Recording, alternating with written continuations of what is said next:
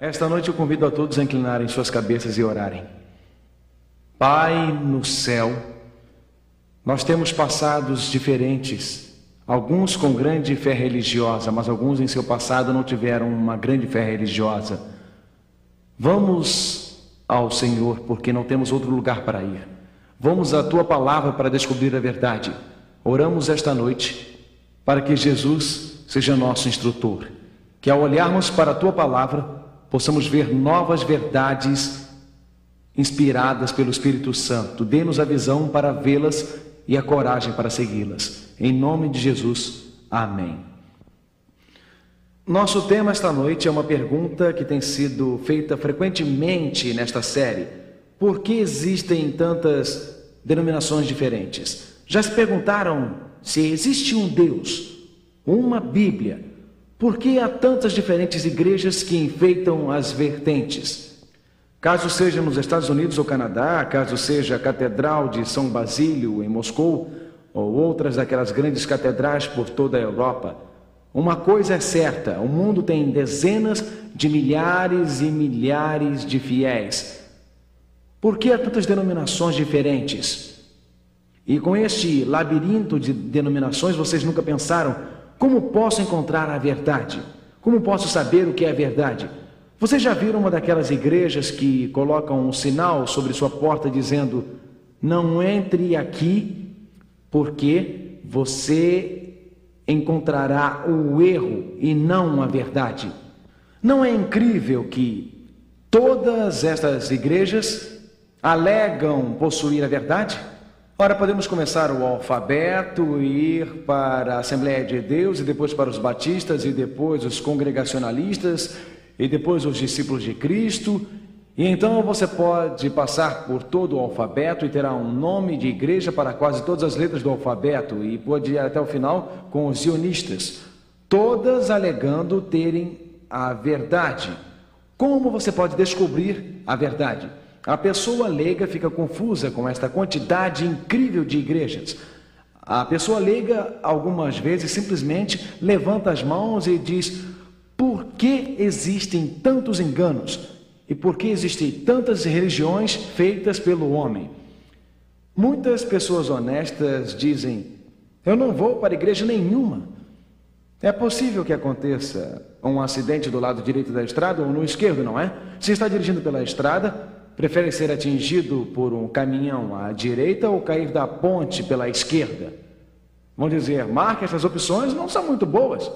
O demônio tem muitos enganos. O engano é entrar para qualquer igreja, não fazer qualquer pergunta e ser muito ingênuo.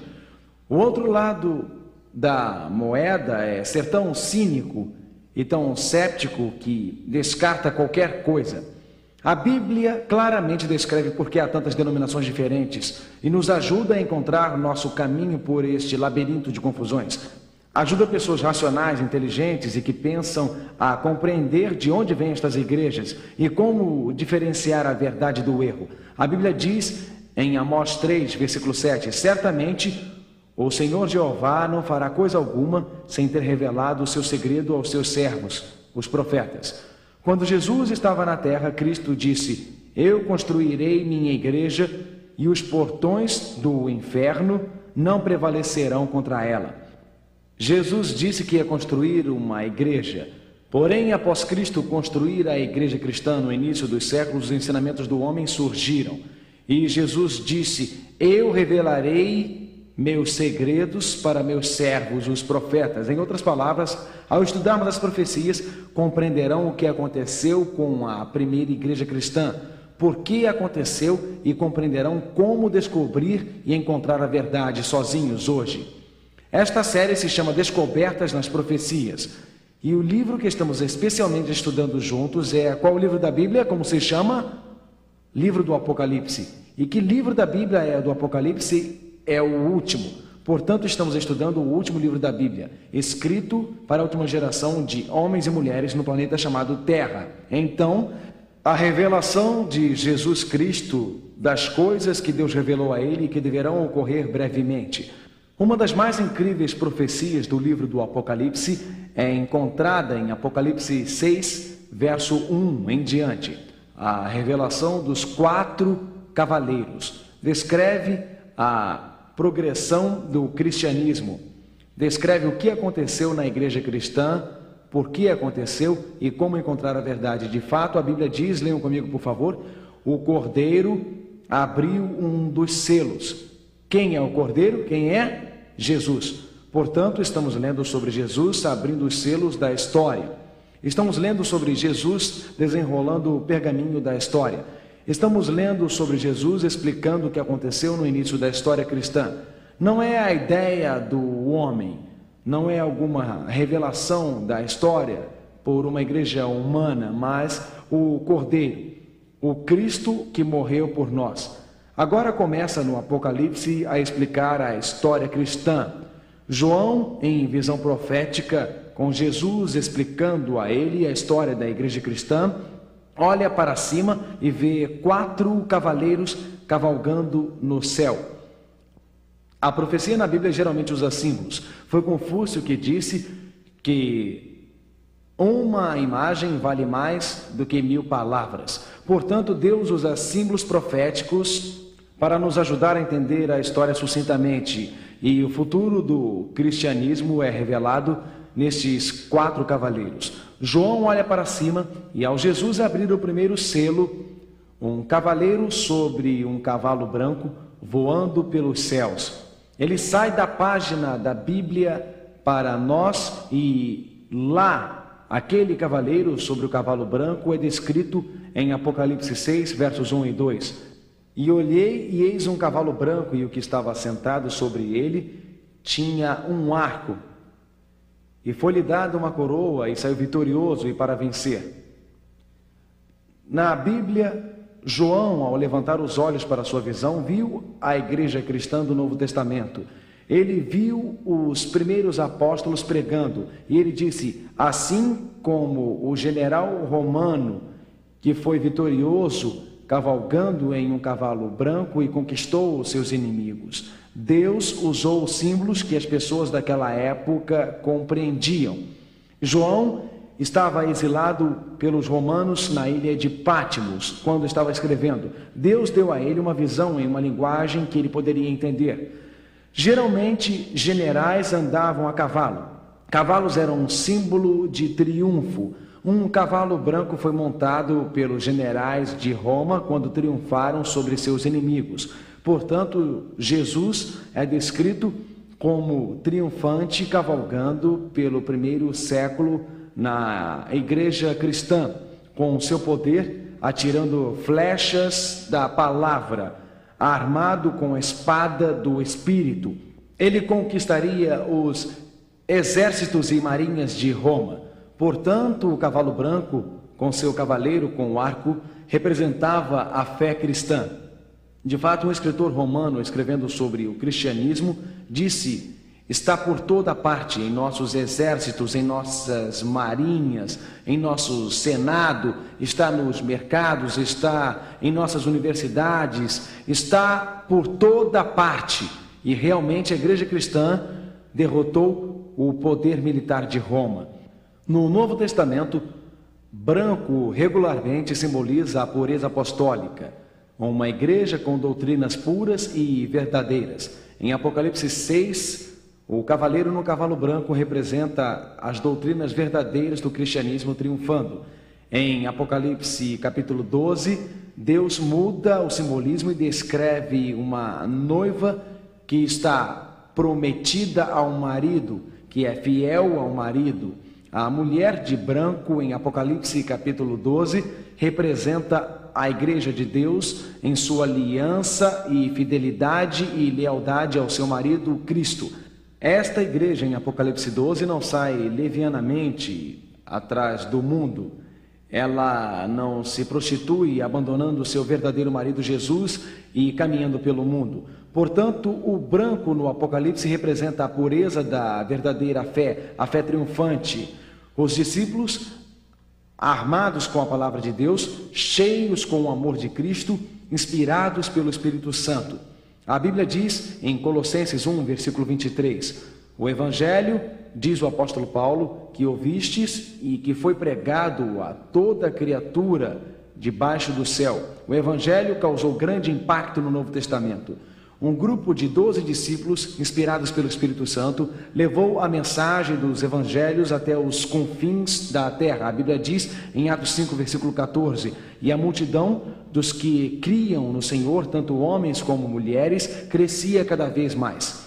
Quando a igreja era pura, crescia. Quando a igreja baseava suas doutrinas na Bíblia, crescia. Quando a fé da igreja do Novo Testamento estava nas Escrituras, Deus honrou e abençoou-as. Satanás viu a igreja crescendo. Satanás viu a igreja triunfando. O modelo dos discípulos, leiam comigo por favor, em Atos 5, versículo 29, leiam por favor. Mais importa obedecer a Deus do que aos homens. Acreditam nisso? Devemos obedecer a Deus e não aos homens.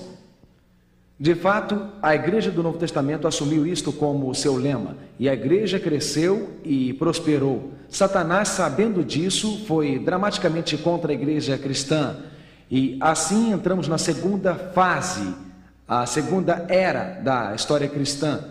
Um segundo selo é aberto, Jesus abre o selo, e a Bíblia diz, um cavaleiro sobre um cavalo vermelho explodiu pelos céus, e a Escritura descreve o cavalo vermelho, um cavalo simbolizado no vermelho do sangue. O cavaleiro com a espada pintada com sangue. A Bíblia diz em Apocalipse 6, versículo 4, e saiu outro cavalo vermelho, e ao que estava sentado sobre ele foi dado que tirasse a paz da terra, e que se matassem uns aos outros. E foi-lhe dada uma grande espada. Satanás viu que não poderia destruir a igreja cristã, ela estava adiante em triunfo. O evangelho ia de cidade a cidade, de vila a vila. Então Satanás motivou uma perseguição cruel. Os cristãos foram jogados aos leões. Cristãos foram mortos na estaca e queimados na estaca, e com uma fé pura, sem compromisso, representada no cavalo branco. Jesus desenrola o pergaminho da história cristã e fala sobre uma fé manchada de sangue. E a igreja está sendo perseguida. Os exércitos romanos marcham contra a primeira igreja. As perseguições dos imperadores romanos pagãos, como Diocleciano, cristãos jogados aos leões, cristãos queimados na fogueira, cristãos que sabiam o que significava ficar ao lado de Cristo. Há pessoas hoje que me dizem, pastor, se eu tomar esta decisão, meu marido pode ficar muito zangado, minha esposa pode ficar muito zangada, meus pais podem ficar muito zangados. Eles dizem, se eu tomar esta decisão, posso até perder um emprego por causa do sábado, ou é tão difícil porque sinto necessidade do álcool e do cigarro. Pensem no que os primeiros cristãos enfrentaram. Hoje em dia, alguns homens e mulheres querem tudo mais fácil, um cristianismo mais simples, mais cômodo, mas cada prova torna nossa fé mais forte. Toda vez que chegamos a Deus, Ele nos dá o poder e a força para fazer o que nunca podemos fazer. Os mártires não enfrentaram os leões sozinhos. Os mártires não enfrentaram a tortura que havia na fogueira, no fogo sozinhos. Deus deu a eles a força e o poder extras. O período do cavalo vermelho, de aproximadamente 100 DC a 323 DC, uma fé manchada de sangue. Cerca de 200 e tantos anos de feroz perseguição. Mas, como Tertuliano disse, aquele escritor romano, o sangue dos mártires é a semente do Evangelho. Não importa quantos cristãos são mortos, quando o sangue deles é espalhado, outros tomam o seu lugar. Outros pegam a tocha da fé. Satanás sabia que ele não poderia destruir a igreja pela perseguição, porque quanto mais perseguia os cristãos, mais fiéis se tornavam, mais determinados se tornavam, mais corajosos se tornavam e mais ainda a igreja crescia. Portanto, Satanás mudou sua estratégia. Jesus, ao abrir os selos da história, sabia que ele mudaria. E a Bíblia diz, e havendo aberto o terceiro selo, ouvi dizer ao terceiro animal, vem e vê. E olhei, e eis um cavalo preto, e o que sobre ele estava sentado tinha uma balança na mão. Do branco da pureza apostólica ao cavalo negro do compromisso com balanças. A igreja seria pesada nas balanças e não seria aprovada. Eu ouvi uma voz no meio dos 4 seres viventes que dizia: uma medida de trigo por 1 denário. Eu darei qualquer coisa por alimento espiritual sólido. Eu darei qualquer coisa por ele. 3 medidas de cevada por 1 denário. E não danifiques o azeite e o vinho, a verdade do evangelho. E aqui você tem agora o 4º, 5º século, o período do cavalo preto. Satanás não podia deter a igreja. Então ele decidiu levar os pagãos para a igreja. Ele decidiu diluir a fé da igreja. Agora Paulo previne sobre isso. Leiam no livro de Atos: atendei por vós. Paulo está falando aos líderes cristãos. E portanto ele diz: atendei por vós e por todo o rebanho sobre o qual o Espírito Santo vos constituiu bispos, para pastoreardes a igreja de Deus, a qual ele comprou com seu próprio sangue. Eu sei que depois da minha partida, Paulo diz que depois de sua morte, sua partida, entre vós penetrarão lobos vorazes. É a perseguição romana pagã, é a espada, a fogueira, a tortura. Entre vós penetrarão lobos vorazes, que não pouparão o rebanho, e que dentre vós mesmos, de onde eles virão amigos, de onde virão? Dentre o que? Vós mesmos. Está falando com a igreja cristã, seus líderes. Dentre vós mesmos se levantarão homens falando coisas pervertidas, ou seja, distorcidas. São coisas que nos afastam da Bíblia, falando coisas pervertidas para arrastar os discípulos atrás deles.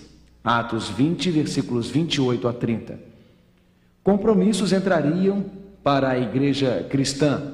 A igreja cresceria, a igreja se tornaria popular. Pagãos entrariam para a igreja. A Bíblia diz em Daniel 8, versículo 12, falando exatamente sobre isto. Leiam comigo, por favor. E deitou por terra a verdade, e o que fez prosperou. A verdade seria lançada por terra. O ambiente histórico é este. O Império Romano está se desmembrando. Muitos pagãos estavam invadindo o império. As tribos bárbaras estavam vindo do norte nas grandes invasões germânicas. Quando estes pagãos chegaram ao Império Romano, os chefes das igrejas, bem como os chefes de estados, uniram-se em uma tentativa de unir o cristianismo e o paganismo para salvar o império.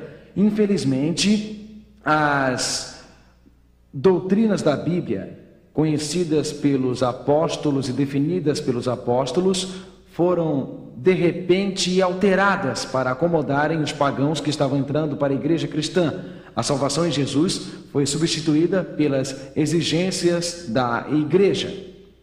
A igreja começou a crescer. Os conselhos da igreja, os dogmas da igreja começaram a substituir a verdade e a pureza da palavra de Deus. Substitutos foram criados, substitutos para os próprios mandamentos de Deus.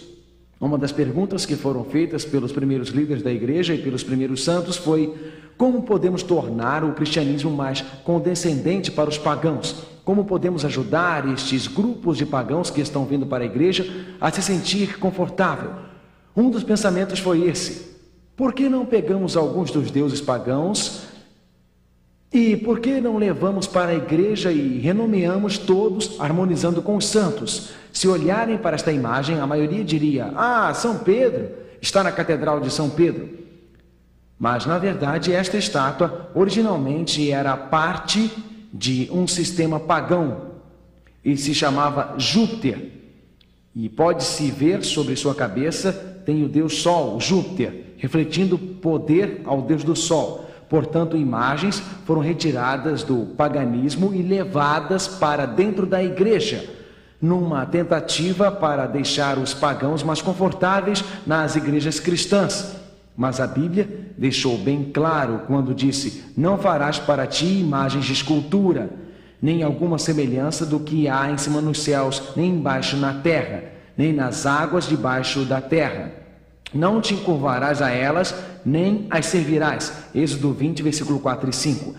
Deus queria que nos ajoelhássemos diante de seu trono para permitir que o Espírito Santo entrasse em nossas mentes ao orarmos. Mas os pagãos sempre tiveram um grande número de deuses e os pagãos se sentiam mais confortáveis orando através de ídolos. Sendo assim, imagens de santos foram criadas como intermediários em vez do Espírito Santo interpretando as orações diante de Deus. Então as mudanças começaram a acontecer durante aqueles primeiros séculos. Daniel 7, versículo 25, descreve outra dessas mudanças. E cuidará em mudar os tempos e a lei. Naqueles primeiros séculos, a pergunta foi feita: como os pagãos se sentirão mais confortáveis na igreja? Ora, no primeiro credo dos apóstolos, o credo dos apóstolos, livro 7, seção 2, aqui está: ó Senhor Todo-Poderoso, o Senhor criou o mundo por Jesus e nomeou o sábado em sua memória. E aqui está, vocês podem ver, tanto nos 10 mandamentos, no livro do Gênesis e no credo dos apóstolos, os apóstolos acreditavam no sábado. Acreditavam no sábado, o sétimo dia, e acreditavam que o sábado era um sinal que Deus havia criado o mundo. Mas durante esta época de compromissos, o dia do sol pagão passou para a igreja. Alguns cristãos começaram a adorar no domingo em honra da ressurreição, para se separar dos judeus que os romanos odiavam.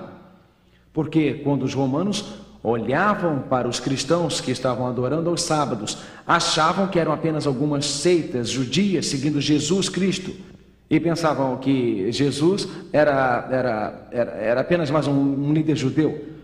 Porém, muitos desses cristãos seriam perseguidos pelos romanos e imaginaram como poderiam retirar o estigma da perseguição sobre eles mesmos e como podemos nos unir com os pagãos. Os pagãos adoravam no dia do sol. Grande número deles nestas tribos.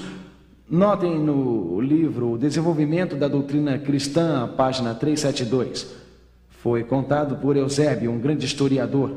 Estas coisas não foram feitas aleatoriamente. Você me pergunta, por que há tantas denominações? Se não entenderem a progressão da igreja, da pureza apostólica, através da perseguição até o compromisso, nunca entenderão por que há tantas denominações diferentes. Mas a história nos revela o que acontece. Foi dito por Eusébio, o historiador, que Constantino, para recomendar a nova religião aos pagãos, transferiu para ela os ornamentos externos com os quais estavam acostumados em sua religião.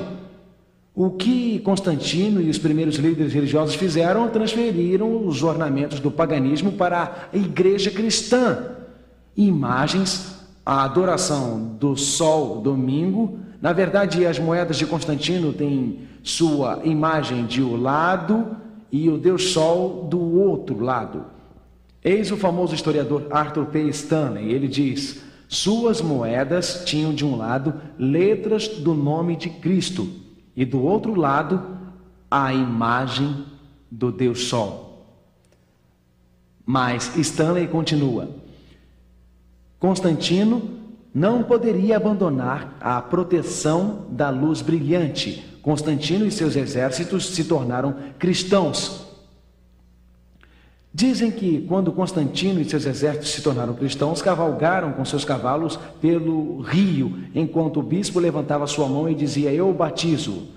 Mas era como se Constantino não pudesse abrir mão de sua aliança ao Deus Sol e com os líderes da igreja unidos para levarem as práticas pagãs para dentro da igreja.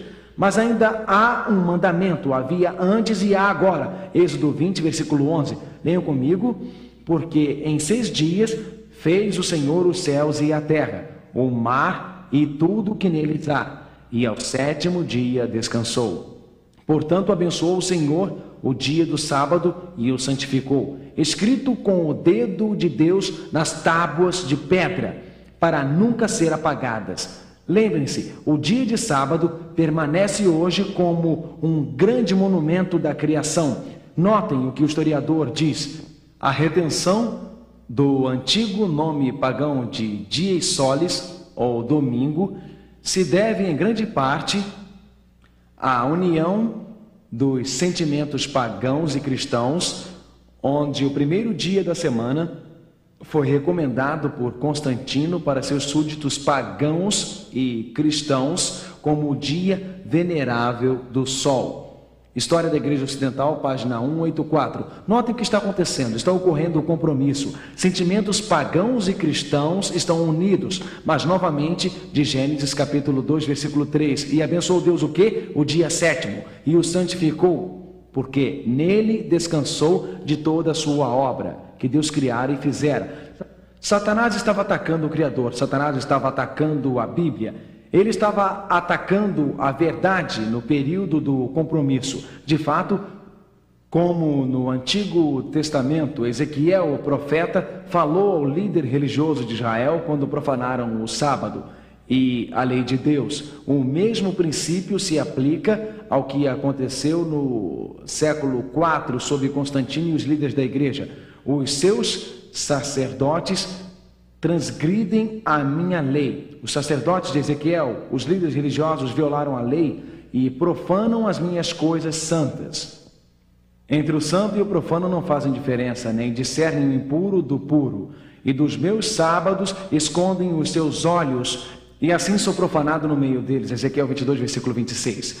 De Israel, nos primeiros séculos, os líderes religiosos unidos ao Estado, esconderam seus olhos do sábado para trazer as práticas pagãs para agradar aos pagãos. No período do Cavalo Preto, de 323 a 536 DC, a fé foi comprometida. A palavra de Deus foi substituída. Mas ali, João, em Apocalipse, levantou o olho para o céu e viu a abertura do quarto selo. E havendo aberto o quarto selo, olhei e eis um cavalo amarelo, e o que estava sentado sobre ele tinha por nome Morte, e o inferno o seguia. E foi-lhes dado poder para matar a quarta parte da terra com espada, e com fome, e com peste, e com as feras da terra. Apocalipse 6, versículos 7 e 8. No quarto cavalo cavalga a morte. A igreja passa da pureza apostólica, passa de uma igreja vibrante que está triunfando, e o evangelho está movendo cidades, nações e países. Passa pela fé manchada de sangue da perseguição, passa pela fé negra do compromisso, mas então a morte penetra a igreja. Há uma morte espiritual, a Idade Média, e durante a Idade Média o povo de Deus novamente é morto com a espada. Eles sofrem com a fome e com a morte. Esses longos séculos da Idade Média é como se a morte montasse o cavalo da igreja. Notem o que o historiador diz. Os novos cristãos são os pagãos, e os cristãos que foram para a igreja, no que se refere aos hábitos e pensamentos, eram os mesmos antigos pagãos. Sua entrada nas igrejas não acabou com o paganismo. Estamos lendo Séculos de Cristianismo, uma história concisa, página 58. Se recorrerem à história, poderão entender. Ao contrário, grupos de pagãos batizados significavam que o paganismo havia diluído as energias morais do cristianismo organizado ao ponto de impotência. Quando os conselhos da igreja substituem a Bíblia, quando tem a tradição substituindo o caminho de Deus, quando tem o trabalho humano como meio da salvação e não a graça de Deus, quando tem imagens substituindo o ministério do Espírito Santo, quando tem o domingo substituindo o sábado, quando tem práticas pagãs dentro da igreja, a Bíblia chama isso de quê, amigos? De uma fé morta. Isso, uma fé morta. Realmente a igreja e o Estado unidos se uniram e seguiu-se a perseguição daqueles que não concordaram. Um historiador da história da igreja, século 2, capítulo 2, seção 7, diz isso. O cristianismo se tornou uma religião estabelecida no Império Romano e tomou o lugar do paganismo. O cristianismo, como existiu na Idade Média, poderia ser denominado como paganismo batizado. Portanto, agora a igreja caiu. Agora a igreja medieval poderia ser chamada de paganismo batizado. Agora os conselhos da igreja e os decretos da igreja substituem a palavra de Deus. Agora homens e mulheres são perseguidos pela fé.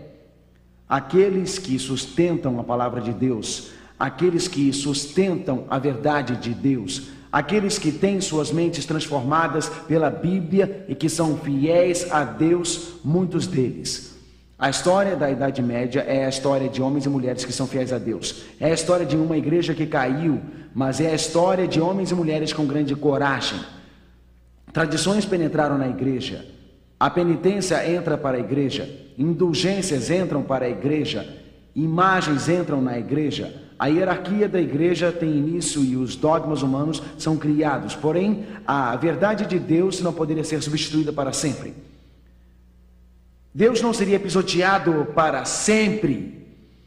Deus permitiria que a igreja passasse da pureza apostólica do branco para a perseguição do sangue vermelho, para o período do compromisso do cavalo negro, a morte espiritual. Deus não faria isso de jeito nenhum. A voz de Deus estava muda? Haveria erro no trono para sempre?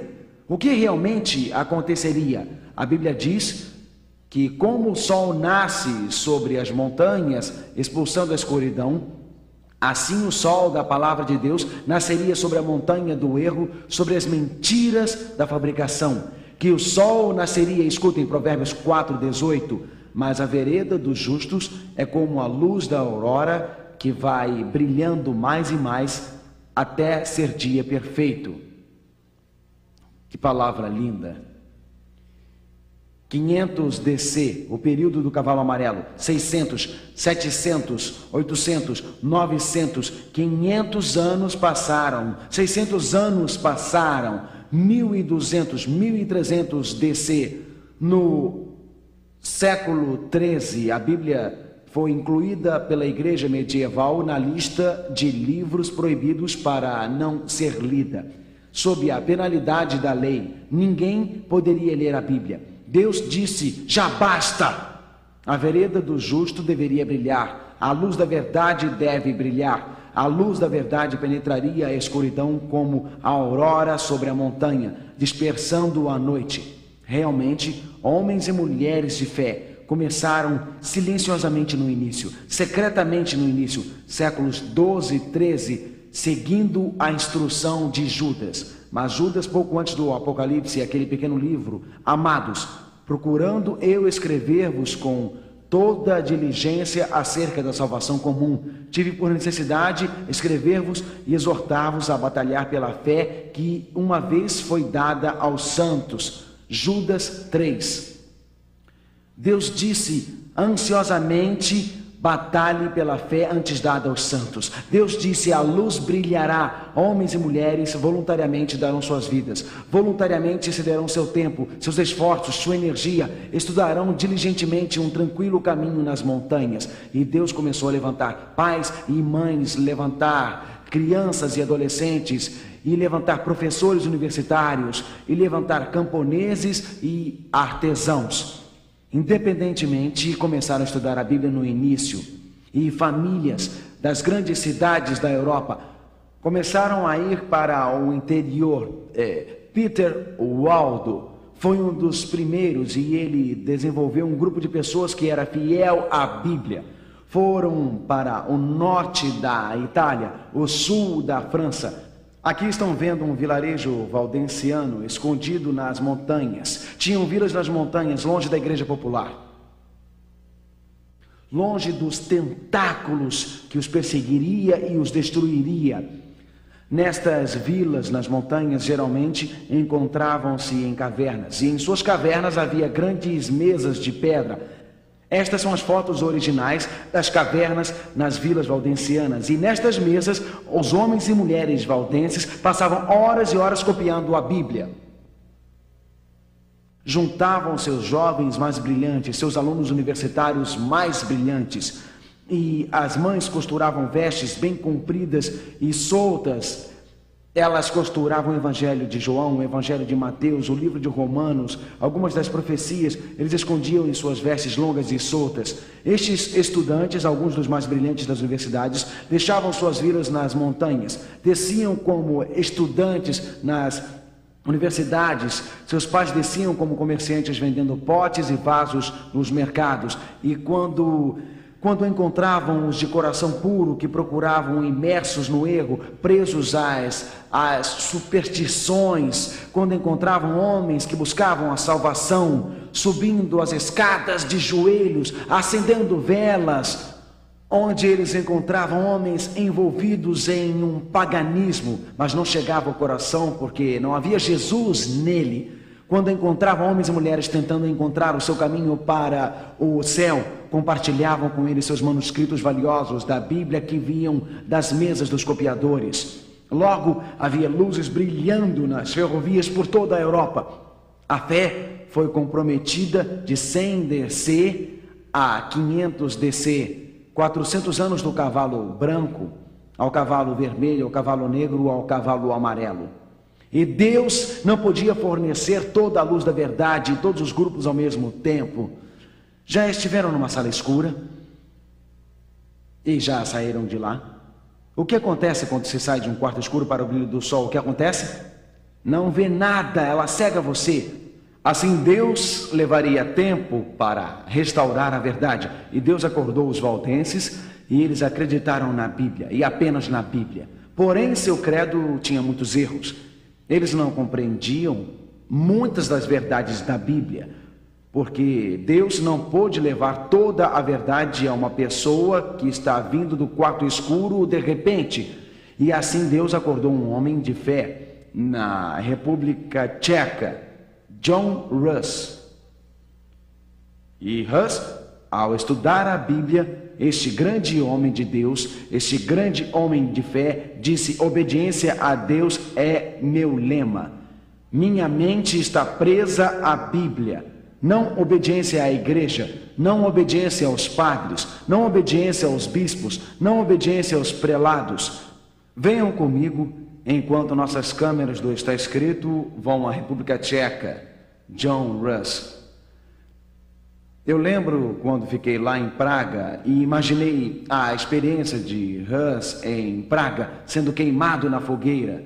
Esse homem poderoso de Deus, homem poderoso de fé, para ele a Bíblia significava alguma coisa. Obediência a Deus era o seu lema. Seus perseguidores chegaram, acenderam tochas sobre seus pés, e ele foi martirizado 6 de julho de 1415. Ele morreu nas chamas dizendo: obediência a Deus é meu lema. Os homens e as mulheres de hoje, eles teriam o mesmo lema? Aquela obediência à Bíblia, obediência a Deus, obediência à verdade, não à tradição, não de fato à igreja popular. John Hus, da República Tcheca. John Hus fez surgir um renascer por todas as regiões eslovaquianas. Lá, Deus se moveu. A fé de Jesus será restaurada, a verdade derrubada será levantada. Mas Deus não pôde fazer isso em uma só geração. Deus não pode fazer isso em uma só mente. Todos eles teriam partes do quebra-cabeça. Todos reuniram todas as partes. Os valdenses disseram: a Bíblia é apenas a Bíblia. John Hus disse: obediência a Deus é meu lema. E Deus acordou um homem chamado Martim Lutero, um padre de uma paróquia simples, que lutava para conhecer Deus, que lutava para saber como poderia ser salvo no reino de Deus. Um padre de paróquia que foi a uma vila no campo, na Alemanha, chamada Wittenberg, um padre paroquiano que abalou o mundo, porque ao estudar a Epístola dos Romanos, ele leu passagens como: não existe condenação para aqueles em Jesus Cristo. Ele leu passagens como a de Efésios 2, porque pela graça sois salvos mediante a fé, e isso não vem de vós, é dom de Deus. E Martim Lutero ajoelhou-se lá em sua cela simples e disse: Senhor, todas as penitências não me salvaram, todo o jejum não me salvou, só Jesus Cristo pode me salvar. Não existe outro nome sob o céu. Então, devemos ser salvos apenas por Jesus. E Martim Lutero introduziu na igreja cristã uma questão, um princípio, uma doutrina que se havia perdido como uma igreja desde aqueles primeiros séculos, porque as obras do homem haviam substituído a graça de Deus. E assim Deus acordou Martim Lutero para ecoar e recoar a verdade de que a salvação vem por Jesus Cristo, nosso Senhor. Mas você diz: Mark, espera um pouco, eu tenho uma pergunta. Por que há tantas denominações diferentes? Eis o porquê. Ouça bem. Lutero era um homem de Deus poderoso, mas ele não conhecia toda a verdade.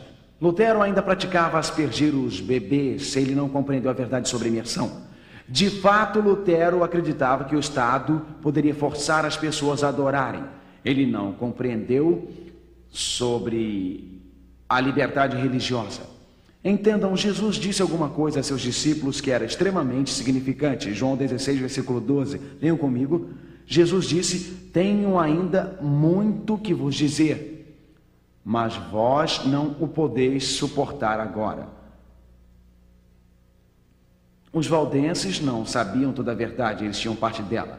John Huss não sabia toda a verdade, tinha parte dela. Martim Lutero não sabia toda a verdade, ele tinha parte dela. Mas o problema é este: os valdenses que seguiram Peter Waldo, muitos disseram: não vamos mais segui-lo. Se nosso líder Peter Waldo não nos ensinou, por que deveríamos aceitar? Somos valdenses.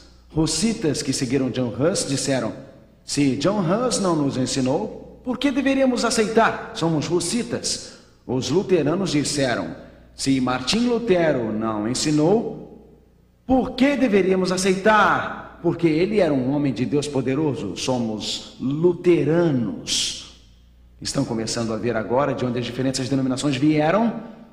Deus acordou, Deus fez homens diferentes acordarem. Estes homens que acordaram por Deus foram usados por Deus, homens poderosos de Deus, mas eles não sabiam toda a verdade. Seus seguidores só foram até onde eles foram. Você vai para Genebra, por exemplo, e lá tem um grande homem de Deus, John Calvin, onde Lutero enfatizava a graça de Deus. Calvin não apenas pegou os escritos de Lutero, mas outros escritos de reformadores, e Calvin falou sobre o crescimento cristão, a importância da oração, a importância do estudo da Bíblia, a importância de deixar Deus santificá-lo por dentro.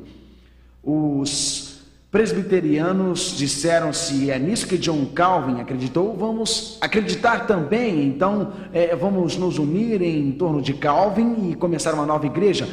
Os presbiterianos. Agora temos os valdenses, os hussitas, os luteranos e os presbiterianos. E continuam surgindo, amigos. Deus está guiando as pessoas para fora da escuridão. Eles não compreendem toda a verdade.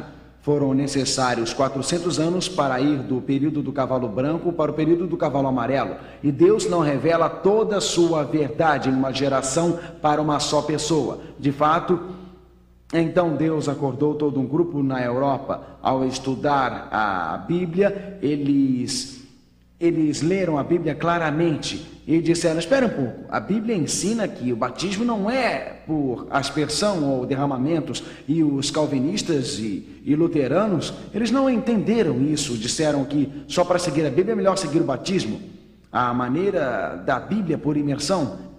E assim eles o fizeram. E assim os batistas foram despertados e as pessoas disseram: mas espera um pouco, se isto é o que os líderes batistas ensinaram, então é melhor seguirmos, porque vamos seguir o que Jesus disse. Jesus disse: ide ensinar todas as nações, ensinando-as a guardar todas as coisas que eu vos tenho mandado, e eis que estou convosco todos os dias até a consumação dos séculos. Mateus 28, versículo 19 e 20. Jesus ensinou que o batismo era por imersão, mas Cristo estava tentando dar a cada pessoa um pedaço do quebra-cabeça, porque ele estava criando o seu último movimento, estava levando a igreja para fora da escuridão. Algumas pessoas me dizem: Mark, pastor Finney, no que realmente acredita? Onde está a sua fé? De certo modo, eu sou um valdense, porque acredito na Bíblia e na Bíblia apenas. Você não?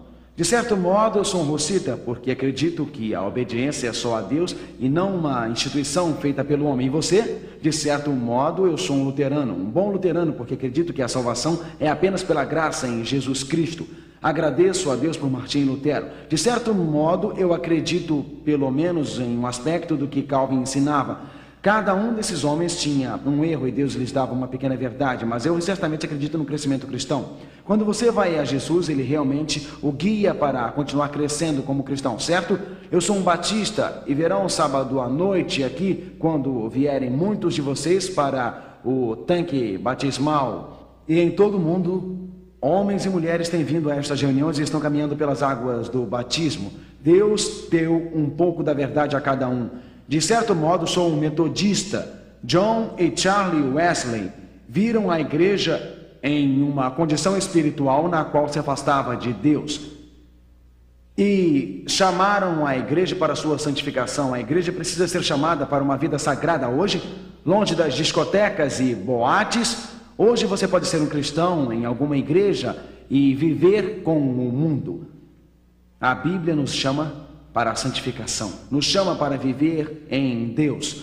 Jesus estava restaurando a verdade, porque nos últimos dias Deus despertaria um grupo de pessoas que ansiava pela sua vinda, e todas as verdades seriam restauradas antes que Jesus chegasse a este mundo. Todas as verdades que haviam sido perdidas, a Bíblia e apenas a Bíblia, obediência à graça de Deus, crescimento da vida cristã, batismo por imersão, santificação da vida, separação do mundo.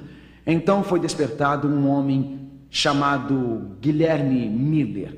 Ele despertou Guilherme Miller nos Estados Unidos. Naquela época, igreja, a maioria dos líderes da igreja acreditava que haveria um longo período, 1000 anos de paz na terra antes de Jesus chegar. Quando Guilherme Miller começou a estudar as profecias da Bíblia, ele viu que Jesus estava se tornando literalmente invisível nas nuvens do céu para conceder recompensas. Guilherme Miller começou a estudar as profecias da Escritura. E ao fazer isto, viu que Jesus estava vindo e que quando Cristo viesse, os mortos justos seriam ressuscitados, os vivos justos seriam levados ao céu.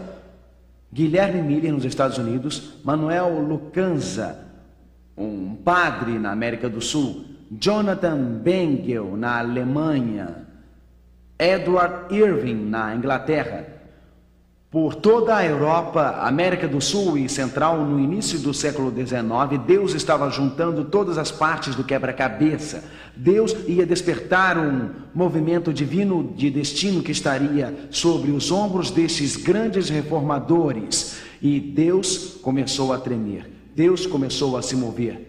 Guilherme Miller começou a pregar um segundo advento. A igreja adventista nesta época não estava pensando na breve vinda de Jesus, mas um dos grandes princípios da Bíblia, a segunda vinda de Cristo. As profecias de Daniel no Apocalipse devem ser pregadas antes de Jesus voltar a este mundo. Guilherme Miller pegou o gráfico de tempo de suas profecias e bestas e começou a pregar. E ao fazer isso, milhares e milhares aceitaram a Jesus, aceitaram os princípios da Bíblia, aceitaram as palavras da verdade de Deus. Milhares deles vieram. Deus estava reunindo pessoas de todas as fés e credos, porque Deus queria restaurar a verdade no final, no movimento do último dia, antes da segunda chegada de Jesus. Realmente, Jesus disse, João 14, versículo 15, leiam comigo, por favor. Se me amardes, guardareis os meus mandamentos. Que verdade ainda não havia sido restaurada? O sábado. Embora houvesse indivíduos como Andres Fischer, na Eslováquia, como John James, na Inglaterra, como Oswald Glade, na Europa Central, que entenderam o sábado bíblico, Jesus disse antes de sua vinda, todas as verdades devem ser restauradas, inclusive o sábado bíblico. Assim Deus despertaria o movimento do advento, que restauraria a verdade sobre o sábado, a verdade sobre a morte ser como um sono, a verdade sobre a vida saudável. Deus teria um movimento na terra que acreditava na Bíblia e apenas na Bíblia. Um movimento na terra que estava sobre os ombros dos reformadores, que acreditavam na obediência de Deus como um lema. Um movimento na terra antes da segunda vinda de Cristo, que acreditava na graça de Deus. Um movimento na terra que acreditava que devemos crescer em Cristo. Um movimento que aceitava o que os batistas ensinavam, batismo por imersão. Um movimento que estava sobre os ombros dos metodistas que pediam a santificação da vida. Um movimento que acreditava, como Guilherme Miller, que Cristo está vindo e vindo em breve. Um movimento que restaurou a verdade sobre o sábado, a verdade sobre a morte, a verdade sobre a saúde. Como a igreja levou 400 anos para ir do período do cavalo branco, passando pelo cavalo vermelho, o cavalo negro, ao compromisso da Idade Média. Assim levaria mais 400 anos, de 1400 a 1800, para Deus restaurar todas as verdades para esse final, para esta última geração. E assim Deus hoje nos guia para os grandes assuntos da vida. E ele diz em Mateus 15, versículo 9, leiam comigo: e em vão me adoram, ensinando doutrinas que são preceitos de homens. Deus está nos chamando do erro, nos chamando do que é falso, nos chamando para reunir todas as verdades e fazer parte do povo dos últimos dias. A Bíblia diz que haveria uma separação, uma restauração feita. O livro de Isaías diz: chamar-te-ei ao reparador das rupturas e restaurador de veredas para morar. Se desviares o teu pé do sábado, o povo do último dia de Deus repararia esta ruptura na parede da verdade, restaurando as partes do quebra-cabeça, e de fazer a tua vontade no meu santo dia. Chamardes ao sábado deleitoso e santo dia do Senhor digno de honra, e honrares não seguindo os teus caminhos. Deus reuniria seu povo do último dia juntos. Alguém diz: como posso encontrar em todas essas igrejas o povo de Deus? Em Apocalipse diz como. Eis o que ele diz em Apocalipse 14, versículo 12. Aqui está a paciência dos santos. Eis os que suportam. Deus diz ao seu povo para suportar: meu povo, não desista. Eis a paciência dos santos. Aqui estão os que guardam os mandamentos de Deus e a fé de Jesus. Deus teria um povo do último dia que acreditaria na Bíblia e apenas na Bíblia. Acreditariam na salvação apenas através de Cristo. Acreditariam que a obediência a Deus é seu lema. Acreditariam no batismo por imersão. Acreditariam na santificação da vida. Eles ansiariam pela segunda vinda de Cristo. Seriam os cristãos adventistas que guardavam o sábado no mundo, não outra denominação. Não só mais o movimento, mas os que chamaria pela trombeta para a restauração das verdades da Bíblia. Sabe, para as grandes questões da vida, para cada uma das grandes questões da vida, Satanás tem uma resposta falsa e a Igreja de Deus restaura isto. Uma das grandes questões na religião é que tem autoridade. A falsificação de Satanás é o conselho da Igreja.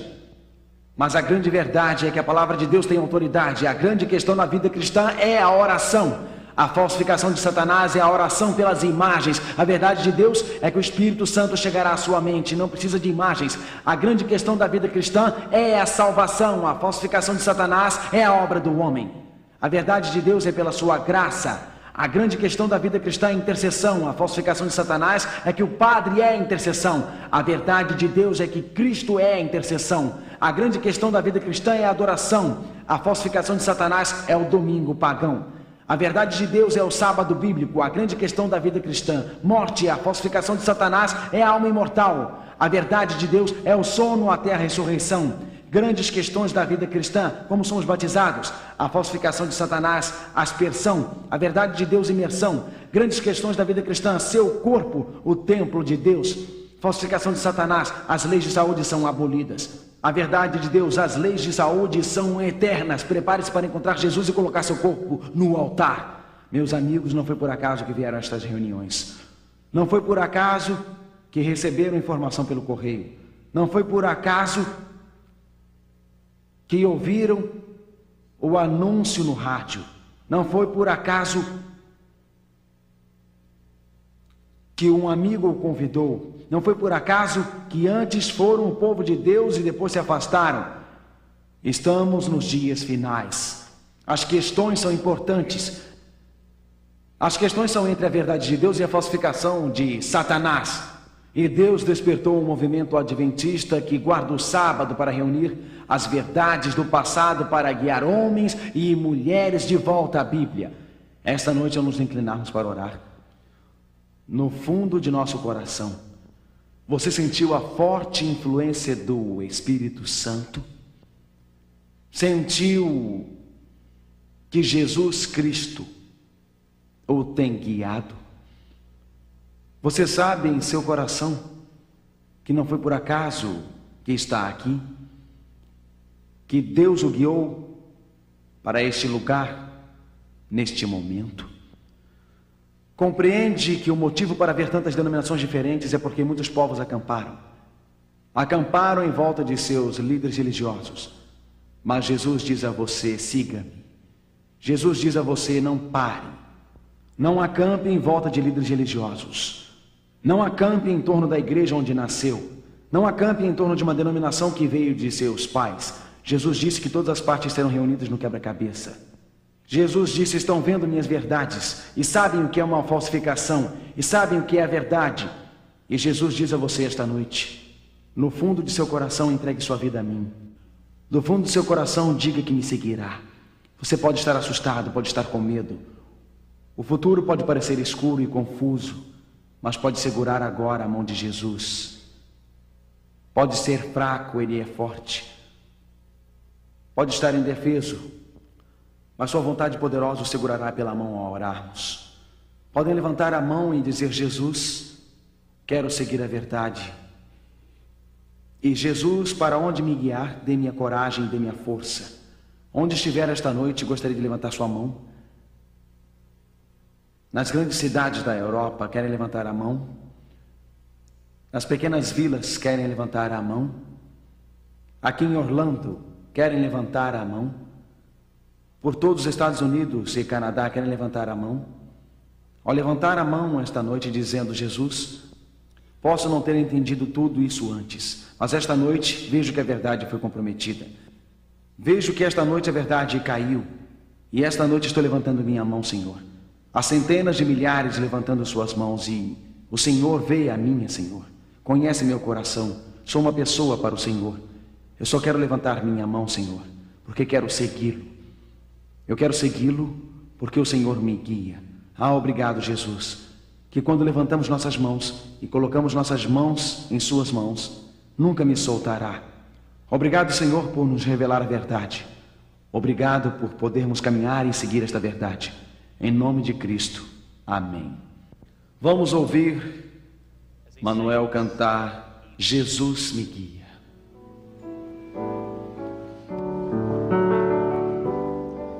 He leadeth me, oh blessed thought, oh words with heavenly comfort fraught.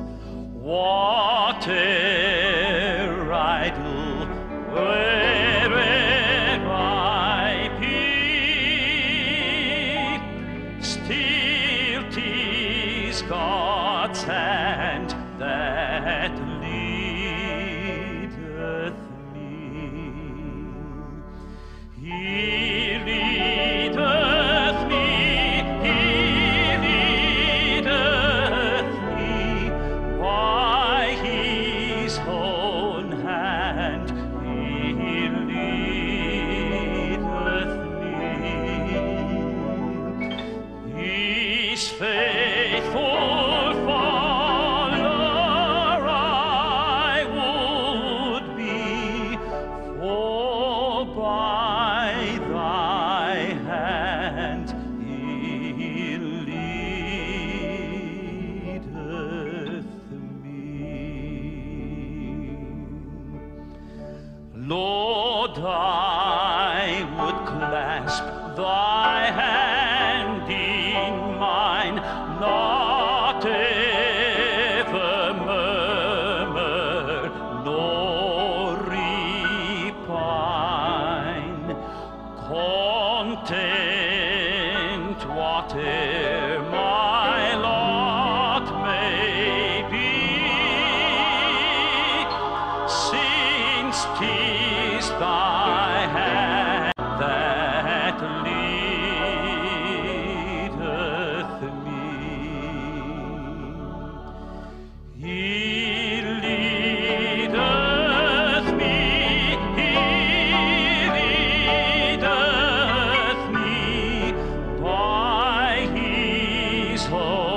hand, He leadeth me.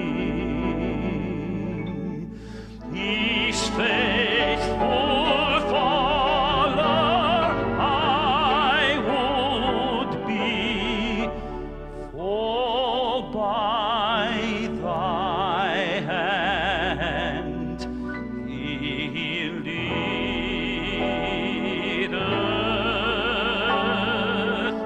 me.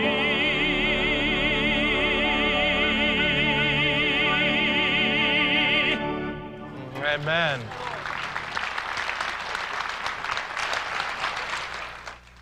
Esta noite, ao saírem, saiam confiantes de que Deus revelou a verdade a vocês e que Ele guiou vocês. Vão cantando em seus corações. Esta noite agradeçam a Deus pelas lindas descobertas. Agradeça pelas verdades. Eu estou ansioso para nos encontrarmos na próxima reunião, sexta-noite, o mistério da Babilônia espiritual revelado. Boa noite e Deus os abençoe.